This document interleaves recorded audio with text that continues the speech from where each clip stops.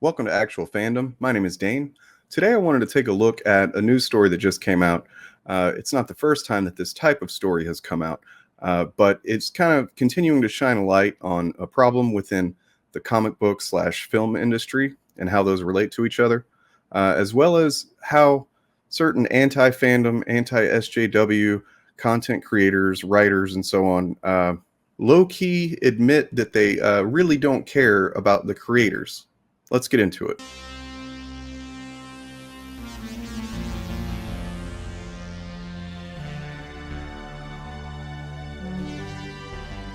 Please be sure you're subscribed, and if this is the kind of video you're into, hit the like button.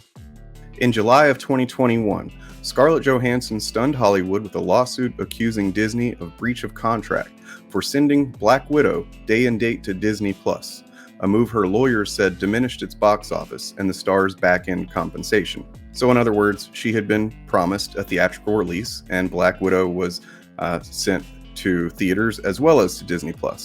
And of course, still during the pandemic and everything, most people watched it at home. As this legal battle stretched into the summer, two other legal stakeholders were quietly seeking what they believed they were owed. The comic book creators behind Yelena Belova, the character played by Florence Pugh in Black Widow, spent months in back and forth with Marvel to receive payment for her appearance in the film.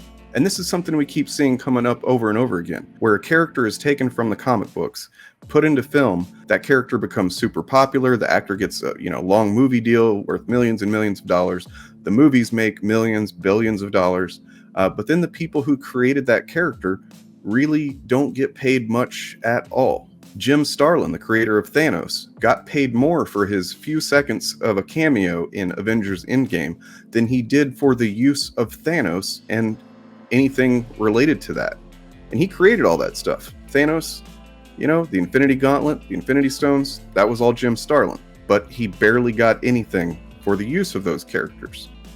Back to Yelena Belova. Writer Devin Grayson and artist J.G. Jones believed they would take home $25,000 each for Yelena's appearance in Black Widow, thanks to paperwork they signed outlining how much they would receive for films, TV shows, video games, action figures featuring Yelena. But when Grayson and Jones, who created Yelena in 1999, eventually did receive payment in November, that $25,000 was dwindled down to $5,000 without explanation. And I mean, $25,000, it's a nice payday and everything, but really, as much money as these characters go on to make, Disney could stand to shell out a little bit more. Devin Grayson spent the last year seeking an answer in a journey that sheds light on how Marvel compensates the comic book writers and artists behind the characters fueling the most successful film franchise in history. Those who work with the company describe a labyrinthine system that leaves creators wondering how Marvel even arrives at its figures. Grayson knew Marvel would own the character. You don't go into Marvel or DC creating characters and think that you're going to get to leave with them. Once you create a character, put it into a Marvel comic, DC comic, that belongs to Marvel or DC. He signed a contract known as a Special Character Agreement that outlines a Marvel-initiated payment system should Yelena appear in other media. The agreement, which was signed in 2007, seemed to state that Grayson would receive $25,000 for a theatrical film appearance, $2,000 for each episode of TV over 30 minutes, and $1,000 for an episode of TV 30 minutes or less. For action figures, the agreement entitled her to $5,000 for one figure released in a single year, $10,000 for two, $25,000 for three or more. For video games, there would be a maximum of $30,000 to be shared among all the creators who had characters in the game. But buried within the document was language that granted Marvel broad discretion to dramatically lower payments. Language Grayson and others who spoke to THR say is misleading, given that the $25,000 is listed prominently in the paperwork. Grayson says that it's like winning the Publishers Clearinghouse sweepstakes. You could win $1 million, but you won't.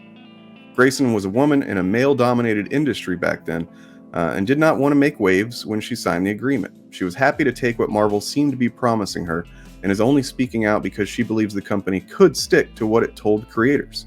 And they definitely could. You look at the box office of what Marvel is racking up with these characters, they could, loosen their wallets, probably quite a bit. So after Grayson received $5,000 of the promised $25,000, She, with the help of attorney, learned of some of the ways that Marvel cut down that sum. For one, Marvel splits the sum between the writer and the artist. So according to Marvel's math, the most Grayson could have made from Black Widow is $12,500. If a film features more than one character covered by a special character agreement, the company will share the pot of money among all creators with skin in the game. You start to see how this is pretty shady.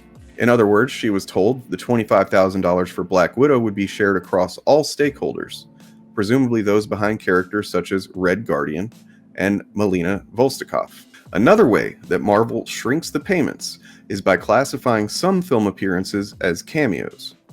According to sources, if a character appears for less than 15% of screen time, that's considered a cameo.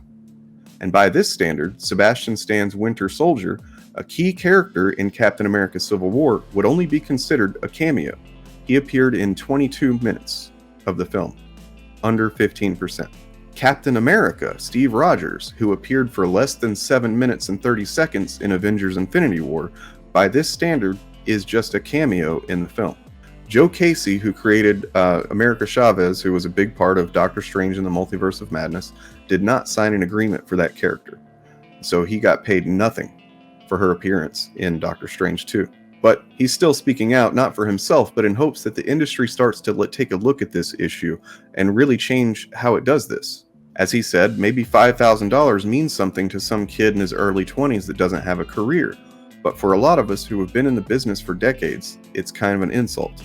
If you watch my video about Superman and his creators, I get into this quite a bit, focusing on Siegel and Schuster and how they were royally screwed by DC Comics when it comes to the success of Superman versus what they were paid. So this is a recurring problem that dates back to the beginning of superhero comics. Ed Brubaker, who co-created the character the Winter Soldier, who was a key figure in $1 billion box office movies like Civil War, made waves last year with an interview in which he expressed dissatisfaction with his Winter Soldier payment.